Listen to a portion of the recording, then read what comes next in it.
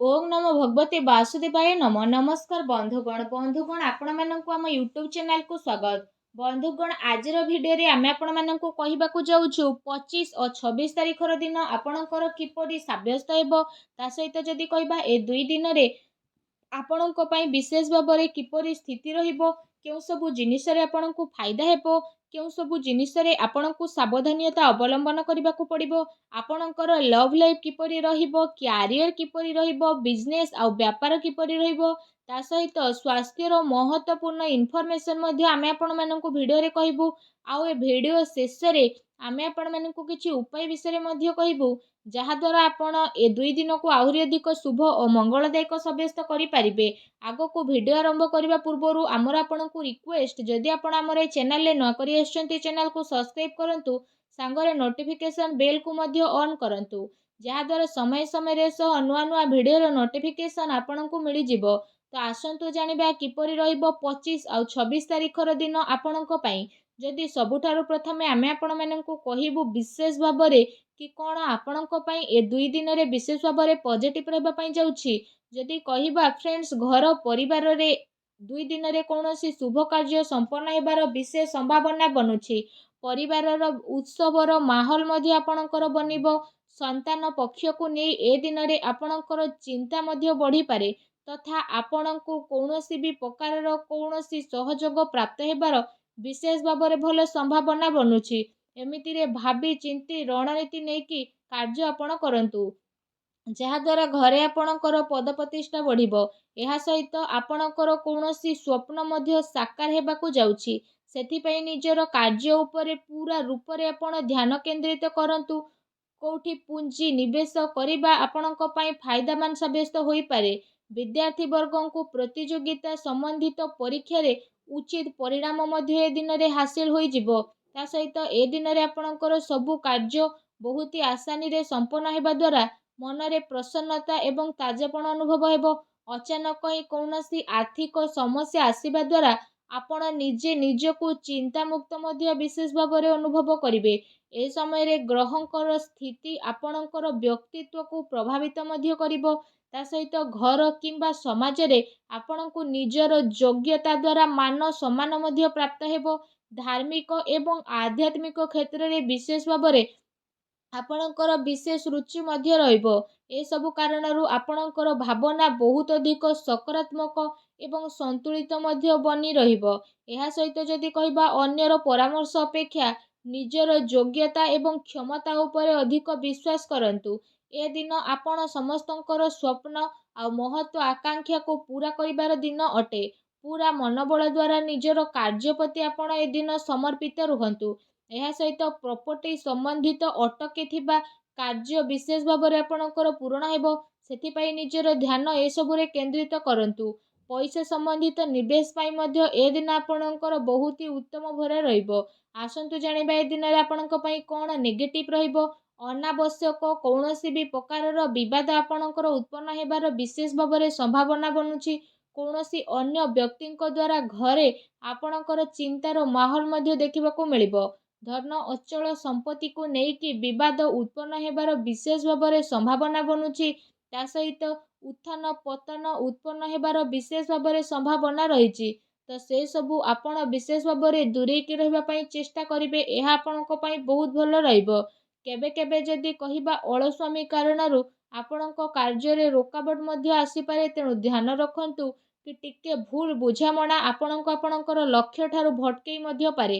କୌଣସି ପ୍ରକାରର ଦ୍ୱିବିଧା ସ୍ଥିତିରେ କୌଣସି ଅନୁଭବୀ ବ୍ୟକ୍ତିର ପରାମର୍ଶ ଆପଣଙ୍କ ପାଇଁ ଫାଇଦାମାନ ରହିବ।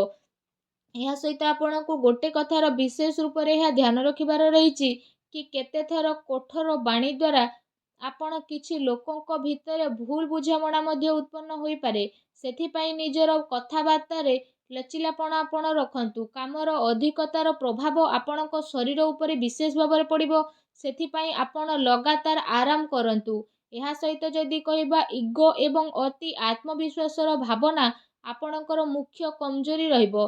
ଏଥିରେ ଆପଣଙ୍କୁ କାବୁ ବନେଇ ରଖିବାର ଆବଶ୍ୟକତା ରହିଛି, କାରଣ ଏ କାରଣରୁ କିଛି ଲୋକଙ୍କ ସହ ସମ୍ବନ୍ଧ ଆପଣଙ୍କର ଖରାପ ମଧ୍ୟ ହୋଇପାରେ। ମିତ୍ରଙ୍କ ସହିତ ନିଜର ବ୍ୟର୍ଥ ଟାଇମ୍କୁ ସ୍ପେଣ୍ଡ କରନ୍ତୁ ନାହିଁ। ଏହା ସହିତ କୌଣସି ବାହାର ବ୍ୟକ୍ତିଙ୍କର ହସ୍ତକ୍ଷେପ କାରଣରୁ କିଛି ଚିନ୍ତା ମଧ୍ୟ ଘରେ ଉତ୍ପନ୍ନ ହୋଇପାରେ। ଆଉ ଘରର ବଡ଼ ବୃଦ୍ଧଙ୍କର ଅପମାନ ହେବାର ବିଶେଷ ଭାବରେ ଆଶଙ୍କା ରହିଛି। ଏହା ସହିତ ଖର୍ଚ୍ଚର ମଧ୍ୟ ଏ ଦିନରେ ଅଧିକତା ହେବା କାରଣରୁ ବଜେଟ୍ ମଧ୍ୟ ଆପଣଙ୍କର ବିଗିଡ଼ିପାରେ। ତେଣୁ ଆପଣ ସାବଧାନ ରୁହନ୍ତୁ। ଆସନ୍ତୁ ଜାଣିବା ଏ ଦିନରେ ଆପଣଙ୍କର ଲଭ୍ ଲାଇଫ୍ କିପରି ରହିବ। ପତି ପତ୍ନୀଙ୍କର ଆପୋଷିକ ମଧୁର ସମ୍ବନ୍ଧ ରହିବ। ତା ସହିତ ବ୍ୟସ୍ତତା ପରେ ମଧ୍ୟ ପରିବାର ସହ ଆପଣ ଆପଣଙ୍କର ଟାଇମ୍କୁ ସ୍ପେଣ୍ଡ କରିବେ। ଆଉ ଘରର ବାତାବରଣକୁ ଆହୁରି ଅଧିକ ଖୁସି ଭରା କରିବେ।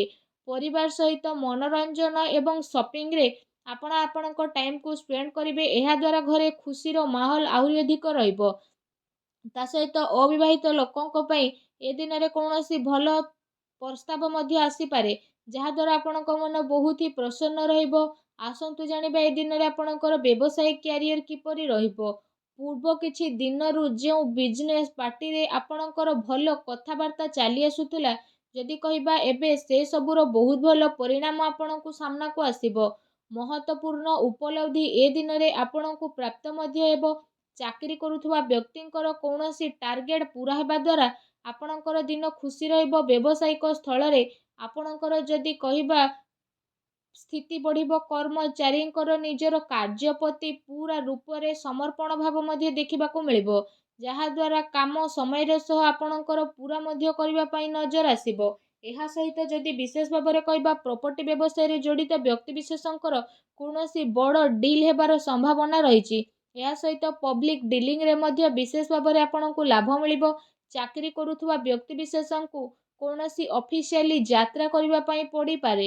ମିଡ଼ିଆ ତଥା ମାର୍କେଟିଂ ସମ୍ବନ୍ଧିତ ବ୍ୟବସାୟ ଜଡ଼ିତ ବ୍ୟକ୍ତିବିଶେଷମାନେ ଏ ଦିନରେ କୌଣସି ମହତ୍ତ୍ୱପୂର୍ଣ୍ଣ ଉପଲବ୍ଧି ମଧ୍ୟ ହାସିଲ କରିବେ।